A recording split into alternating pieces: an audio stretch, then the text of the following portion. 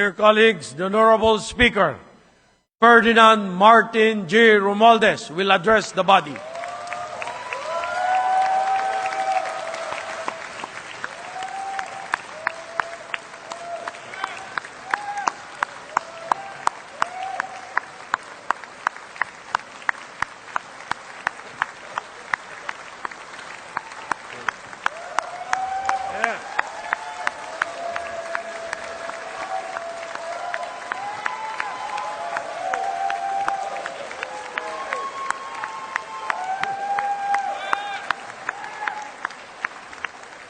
Okay. My distinguished colleagues, I stand before you today with a heavy yet resolute heart. Recent events compel me to address not only the accusations that have been hurled against me personally, but also the attacks on the institution we hold sacred, the House of Representatives, the heart of our democracy and the voice of the Filipino people. Let me begin with a matter that is both alarming and unprecedented. The Vice President of the Republic of the Philippines, Sara Duterte, admitted to contacting an assassin to kill President Ferdinand R. Marcos Jr., First Lady Luis Araneta Marcos, and myself. Let me be clear. Hindi na to biro. Hindi na to normal na panalita. Isa itong direktang banta sa ating demokrasya, sa ating pamahalaan, at sa seguridad ng bayan.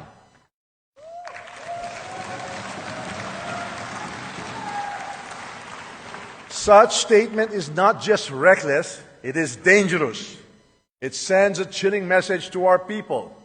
A message that violence can be contemplated by those in positions of power. This is not just an affront to the individuals targeted, it is attack on the very foundation of our government. It is an insult to every Filipino who believes in the rule of law and the sanctity of life. Violence has no place in our society. It is irreconcilable with the values that have taught and guided us for years. Values of respect and amicable, peaceful conflict resolution. We cannot let this pass as mere rhetoric. The gravity of such confession demands accountability. It demands answers. It demands that we, as the representatives of the Filipino people, take a stand to protect our democracy from any and all forms of threats.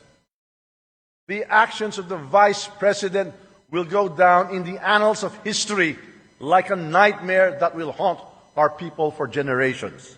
And this House will do whatever we can to protect the dignity of this institution and the 100 million Filipinos we represent.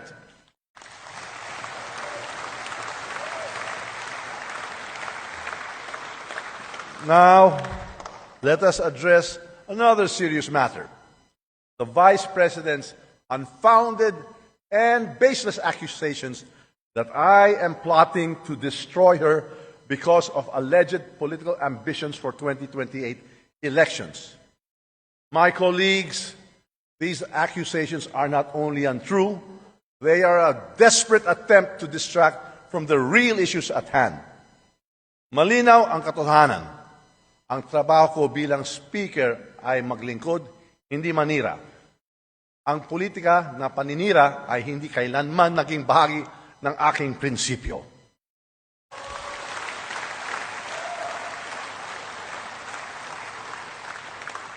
My focus has always been on fulfilling my responsibilities as Speaker of the House, leading with utmost integrity, untarnished by division and self-interest, and guided by the principle that every action and decision I take must always be for the benefit of the Filipino people. These unfounded accusations are not just about me. They are an affront to the House of Representatives. They are an attempt to erode public trust in this institution, to sow division, and to create chaos. We choose unity over division, dialogue over conflict, and cooperation over confrontation. Why these baseless accusations? The answer is simple: to divert attention from the mounting evidence of fund misuse under her leadership at the office of the Vice President and Department of Education. The issues surrounding confidential and intelligence funds, the questionable disbursements, and the lack of transparency demand answers. We will not tolerate and accept vague explanations and evasive responses. Kung wala kang itinatago, bakit hindi sagutin ang mga tanong? Karapatan ng taumbayan na malaman ang katotohanan. Accountability is not optional. Transparency is not negotiable. Those entrusted with public funds must be prepared to explain where it was disbursed and how these resources were utilized. Hindi ito personal. Ito ay usapin ng pananagutan at tiwala ng taumbayan. Instead of providing clarity, we have seen attempts to shift the narrative, to create distractions, and to fabricate stories. But let me remind everyone that truth is resilient. No amount of noise can drown it. This House of the People is a sacred institution. It is the embodiment of the people's will, and its dignity must be upheld at all times. Ang Kongreso ay sagrado. Ang mga patakaran at seguridad dito ay hindi nilalabag. Ang paglabag sa mga ito ay kawalang galang sa taumbayan ng ating pinaglilingkuran. Disrespect for the protocols, security measures, and leadership of this institution is not just a breach of rules, it is a breach of trust. To mock our protocols, to defy our orders, and to malign our leaders is to disrespect the Filipino people who elected us to serve. This House operates on the principles of the rule of law, transparency, and accountability. These principles are the bedrock of our democracy. To undermine them is to weaken the foundation upon which our nation stands. My colleagues, I call on you to stand with me in defending this institution.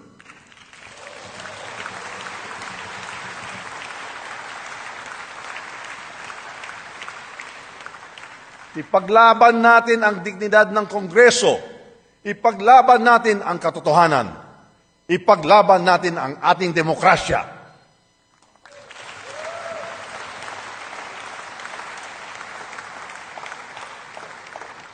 This is not about personal interests. It is about preserving the integrity of the House of Representatives and ensuring that it remains strong and a credible voice for the Filipino people. To the Filipino people, I assure you that this House will not waver in its commitment to transparency, accountability, and service. We should not allow individuals to ruin this great nation with their manipulative tactics, their troll armies, or their few blind followers.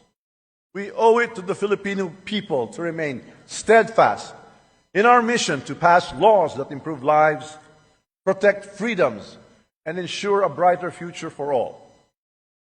Finally, I reaffirm my unwavering support for President Ferdinand R. Marcos Jr. and his administration.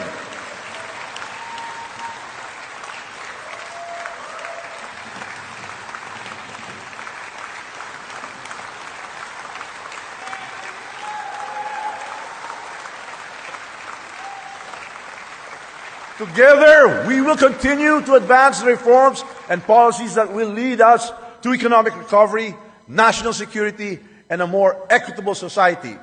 Ang laban na ito ay hindi tungkol sa akin, hindi tungkol sa inyo, kundi para sa ating bayan at sa kinabukasan ng bawat Pilipino. Let us rise above the distractions. Let us reject baseless accusations. Let us focus on what truly matters, serving the people and strengthening the institutions that uphold our democracy. Let us stay focused, steadfast, and committed to the great job we are doing.